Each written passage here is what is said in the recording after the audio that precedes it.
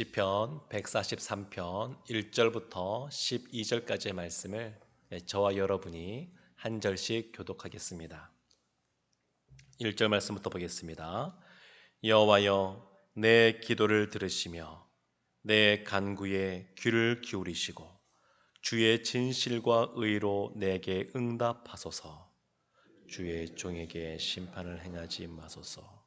주의 눈앞에는 의로운 인생이 하나도 없나이다. 원수가 내 영혼을 핍박하며 내 생명을 땅에 엎어서 나로 죽은 지 오랜 자같이 나를 흑암 속에 두었나이다. 그러므로 내 심령이 속에서 상하며 내 마음이 내 속에서 참담하니이다. 내가 옛날을 기억하고 주의 모든 행하신 것을 읊조리며 주의 손이 행하시는 일을 생각하고 주를 향하여 손을 펴고 내 영혼이 마른 땅같이 주를 사모하나이다. 셀라. 여호와여, 속히 내게 응답하소서. 내 영혼이 피곤하니이다. 주의 얼굴을 내게서 숨기지 마소서. 내가 무덤에 내려가는 자 같을까 두려워하나이다. 아침에 나로 하여금 주의 인자한 말씀을 듣게 하소서. 내가 주를 의뢰함이니이다. 내가 다닐 길을 알게 하소서. 내가 내 영혼을 주께 드림이니이다. 여호와여, 나를 내 원수들에게서 건지소서. 내가 주께 피하여 숨었나이다. 주는 나의 하나님이시니 나를 가르쳐 주의 뜻을 행하게 하소서. 주의 영은 선하시니 나를 공평한 땅에 인도하소서. 여호와여, 주의 이름을 위하여 나를 살리시고 주의 의로 내 영혼을 환난에서 끌어내소서. 주의 인자하심으로 나의 원수를 끊으시고 내 영혼을 괴롭게 하는 자를 다 멸하소서. 나는 주의 종이니이다. 아멘. 네, 오늘 새벽 예배 때 교회 들어오시면서 이름도 잘 이렇게 적으시고 그리고 열 체크도 하시고 그렇게 하고 들어오실 겁니다. 어제 정부에서 발표가 있어서 교회에서 언제까지 될지는 모르겠습니다만 이제 들어올 때 다 기록을 해야 되고 그리고 마스크도 잘 이렇게 끼고 있어야 되고 그리고 기도할 때도 다 같이 통성으로 기도하겠습니다 이런 거 하면 안 된다 그러고 그래서 토요일, 금요일 저녁 6시부터 시작이기 때문에 금요 기도회 때부터 금요 예배 드릴 때부터 시작하여서 주여라고 부르고 기도하겠습니다 이렇게 못하게 되는 그런 상황이 되었습니다. 오늘 1절 말씀 보게 되면 여호와여 라고 시작합니다. 여호와여. 우리가 합심해서 그렇게 부를 수는 없지만 개인적으로 하나님 앞에 기도하며 나갈 때는 주님의 이름을 부르며 나가시면서 기도하셔도 됩니다. 우리가 다 같이 그렇게 하자고 하진 않겠지만 그렇게 하시면 될 것 같습니다. 시인은 여호와여 라고 하면서 하나님의 이름을 부르며 기도를 시작하고 있습니다. 여호와여, 내 기도를 들으시며 내 간구에 귀를 기울이시고 주의 진실과 의로 내게 응답하소서. 지금 이 시인이 하나님 앞에 기도하는 장면이 나오는데 구체적인 상황은 설명이 되어 있지 않지만 이 시인이 하나님께 기도할 때 하나님은 이런 분이십니다. 하나님의 이러한 부분에 있어서 내가 그것을 의지하여 하나님께 기도합니다 라고 고백하는데 두 가지를 이야기하고 있습니다. 1절 보게 되면 하반절에 주의 진실하심, 주님은 진실하신 분이기 때문에 나의 기도에 응답하여 달라고 말합니다. 이 진실하다라고 하는 것은 오늘 본문 속에서는 하나님은 신실하시고 변함이 없으시다. 우리가 기도한 것에 대해서 늘 들으시고 응답하시는 그러한 분, 그러한 신실하고 변함없으신 그러한 분이라는 의미를 담고 있습니다. 하나님은 그런 진실한 분이십니다. 또 하나는 하나님은 의로운 분이십니다. 의로운 분, 공의로우신 분. 하나님은 공의로우신 분이시니까 나의 기도에 응답하여 달라 이렇게 간구하고 있습니다. 그리고 2절을 보게 되면 하나님은 이런 분이신데 이런 하나님의 의지하에 내가 기도하는데 나는 어떤 존재냐? 시인은 어떤 존재냐? 2절에 이렇게 설명합니다. 주의 종에게 스스로를 향하여 나는 주님의 종입니다. 종이라고 고백하고 있습니다. 또 보게 되면 종에게 심판을 행하지 마소서 주의 눈앞에는 의로운 인생이 하나도 없나이다. 죄인이라는 겁니다. 주님, 저는 주님의 종이고 그리고 죄인입니다. 그러니까 하나님은 어떤 분이시냐? 진실하시고 의로운 분이시고 나는 어떤 존재냐? 종이고 죄인이라고 이렇게 고백하고 있습니다.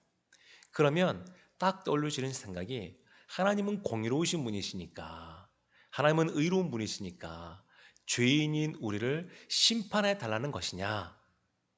어떻게 죄인으로서 죄가 있는 자로서 또 의로우신 그 하나님 앞에 나아가 나의 기도에 응답해 달라고 간구할 수 있느냐? 이런 생각을 할 수 있는데 오늘 본문에 있는 말씀은 그런 의미는 아닙니다. 하나님은 진실하시고 의로우신데 어떤 분이시냐면 죄인인 우리를 기억하시사 우리를 구원해 내신 그러한 하나님, 지난 삶 동안에 우리에게 역사해 주셔서 우리가 기도할 때에 그 기도에 응답하신 하나님, 그런 하나님이시니까 죄인이지만 그러나 이런 우리를 구원하셨던 그 하나님의 의지하여 이 시간도 기도합니다. 이런 의미를 담고 있습니다. 그러니까 나는 죄인입니다. 의로운 자가 하나도 없습니다. 이것은 어떤 면에서는 그 뻔뻔하게 하나님 원래 사람이 죄인 아닙니까? 죄인. 그러니까 내가 죄를 짓는 것이 어쩔 수 없는 겁니다. 이렇게 나가는 모습이 아닙니다. 이것은 나는 죄인이기 때문에 어쩔 수 없이 죄를 짓는 겁니다. 죄를 짓고 싶지 않아도 어쩔 수 없습니다. 이렇게 나가는 것이 아니고 하나님 저는 원래 죄인입니다. 아무리 여기서 벗어나려고 애쓰고 그리고 노력해도 저는 벗어날 길이 없습니다. 나는 이곳에서 헤어날 수가 없습니다. 그러니까 나를 구원하실 분은 의로우신 하나님뿐입니다. 이런 내용을 담고 있습니다. 그래서 하나님은 진실하시고 의로우시기 때문에 종이면서 죄인인 우리가 그 하나님을 의지하여 이 시간에도 기도한다. 시인이 이렇게 간구하고 있습니다. 3절 말씀 보게 되면 시인이 처한 상황에 대해서 설명하고 있는데 원수가 내 영혼을 핍박하며 원수가 있는데 아주 핍박한다. 근데 구체적인 내용은 나와 있지 않습니다.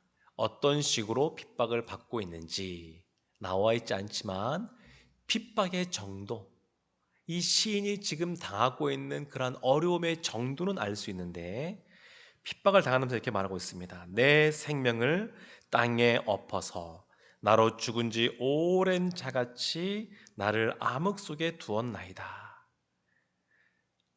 그러니까 너무 지금 어려운 상황에 처하니까 내 생명이 땅에 엎어져서 죽은 지 오래된 자같이 살 소망이 없고 살아갈 수가 없고 그렇게 아주 힘든 상황 속에 놓여 있다라고 이 시인이 고백하고 있습니다. 그러면서 4절에서는 그것을 마음을 이렇게 표현합니다. 내 심령이 속에서 상하며 내 마음이 내 속에서 참담하니이다. 너무 어렵고 죽은 자처럼 있게 지내게 되고 그리고 그 마음은 상하는 겁니다. 참담한 겁니다.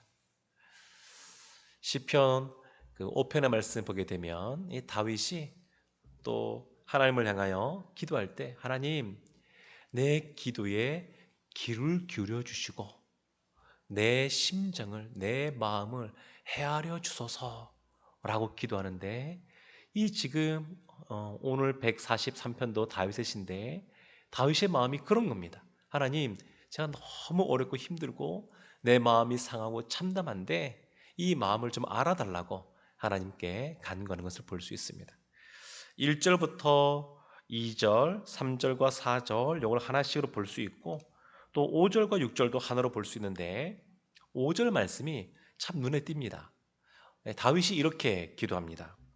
내가 옛날을 기억하고 주의 모든 행하신 것을 읊조리며 주의 손이 행하는 일을 생각하고 6절에 주를 향하여 손을 펴고 라고 나옵니다. 옛날 일을 기억한다. 옛날 일을 기억하고 주의 모든 행하신 것들을 읊조린다.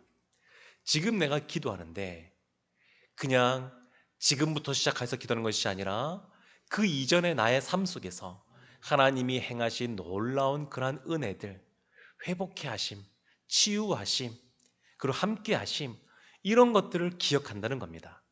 그 하나님이 지금도 나와 함께 하실 것이고 앞으로도 하나님께서 그러한 선하심과 인자하심을 나타내실 것이기 때문에 이전 것들을 잊어버리지 않고 기억한다는 겁니다. 기억한다는 겁니다.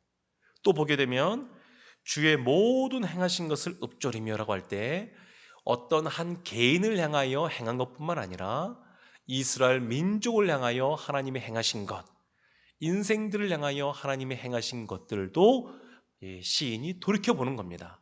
돌이켜보니까 온 우주 만물을 창조하시고 그리고 그 가운데 이스라엘 민족을 하나님께서 선택하여 불러주시고 그리고 그들 가운데 하나님께서 구원의 역사를 펼쳐주시고 이런 것들을 기억하는 겁니다. 다윗 때니까 그 이전에 출애굽하는 사건, 광야의 사건, 애굽을 요단강을 건너가서 정복할 때 그다음 사건, 그리고 어려울 때마다 사사를 하나님께서 보내주셔서 구원해 주시는 그런 사건들, 이런 것들을 다 기억하면서 하나님을 의지하며 나아가는 겁니다. 한 개인의 예전에 하나님 베푸신 은혜뿐만 아니라 지난 세월 동안 한 민족, 한 나라, 또 이 열방 가운데 행하신 하나님의 놀라운 일들을 기억하면서 하나님께 나아가는 겁니다. 그리고 이런 것을 기억하니까 그걸로 머무는 것이 아니라 지금 본인이 처해 있는 상황 속에 새로운 눈이 열리는 겁니다. 지금 내가 나의 앞에 놓여져 있는 그런 핍박과 원수들과 어려운 일을 바라볼 때에 시인이 자신에게 놓여진 것을 바라볼 때에 그것만 바라보는 것이 아니라 이전 것들을 돌이켜보고 하나님의 행하심을 다시 한 번 더 생각해 보다 보니까 새로운 눈이 열리는 겁니다. 아, 지금 이 문제는 그 전에 가졌던 눈에 보이는 것을 바라볼 문제가 아니구나 하는 새로운 시야를 갖게 된 겁니다. 새로운 마음을. 그래서 이 시인이 담대하게 더 기도하며 나가는 것을 볼 수 있습니다. 그래서 6절도 보게 되면 손을 펴고 하나님을 향한 그런 간절한 마음으로 손을 펴고 기도하는 건데 내 영혼이 마른 땅같이 주를 사모하나이다. 마른 땅은 너무 말라기 때문에 비가 오면 그냥 쫙쫙 이렇게 물을 따라다니지 않습니까? 그런데 이것은 이미 소망을 품고 기도하는 겁니다. 이미 하나님 나의 기도에 응답하여 주소서라고 하는 것은 1절과 2절에서 이미 이 다윗은 확신하고 있습니다. 확신하고 있습니다. 내가 비록 주의 종이고 죄인이지만 하나님께서 이스라엘과 언약을 맺으시고 그들을 지금까지 이끌어 오셨던 것처럼 그 하나님께서 하나님의 진실과 의라고 하는 것은 하나님이 언약을 반드시 지키실 거라고 하는 그런 확신이 있는 겁니다. 하나님이 행하신 것들을 바라보니까 우리 인생 가운데, 우리 공동체 가운데, 우리 가족 가운데 하나님께서 선하게 행하실 것이라고 하는 믿음을 갖고 약속의 말씀을 붙잡고 이 다윗이 기도하고 있습니다. 그러면서도 7절 말씀 보게 되면 여호와여 속히 내게 응답하소서라고 하면서 내 영혼이 피곤하니이다. 그러니까 본인이 얼마나 힘든 상황인지 다시 한 번 더 알으면서 8절에 이렇게 나와 있습니다.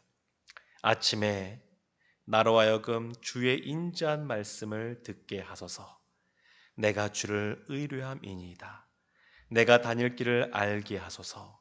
내가 내 영혼을 주께 드림이니이다. 예전에 오래 나와 있는 찬양 중에 이런 찬양이 있습니다. 아침에 나로 주의 인자한 말씀을 듣게 하소서. 내가 주를 의뢰합니다. 나의 다닐 길을 인도하소서. 내가 내 영혼을 주께 내 영혼을 주께 드립니다. 이 찬양이 다윗의 시에 나와 있는 그러한 구절로 지은 찬양입니다. 그러니까 거의 똑같죠. 아침에 하나님, 내가 주님을 의뢰하니까, 의지하니까 나의 길을 선하게 인도해 달라고, 이끌어 달라고. 날마다 날마다 우리에게 일용할 양식, 날마다 우리에게 날마다 부어주는 은혜가 필요한데, 우리가 살아갈 길도 마찬가지입니다. 날마다 주님이 우리의 발에 등에 빛이 되시고 또 우리 길이 되어 주셔서 하나님께서 우리를 인도해 주셔야 우리가 살아갈 줄로 믿습니다. 오랜 세월 동안 수십 년의 세월을 살아온 연륜이 있기에 그것을 의지하여 그 경험을 의지하여 살아가는 것이 아니라 나에게 있는 지혜를 가지고 살아가는 것이 아니라 하나님께서 말씀해 주시고 하나님께서 인도해 주시는 그러한 삶, 오늘도 하나님이 인도해 주시는 그러한 삶을 살아가시는 우리 성도들 되시기를 주님의 이름으로 축원합니다. 기도하겠습니다.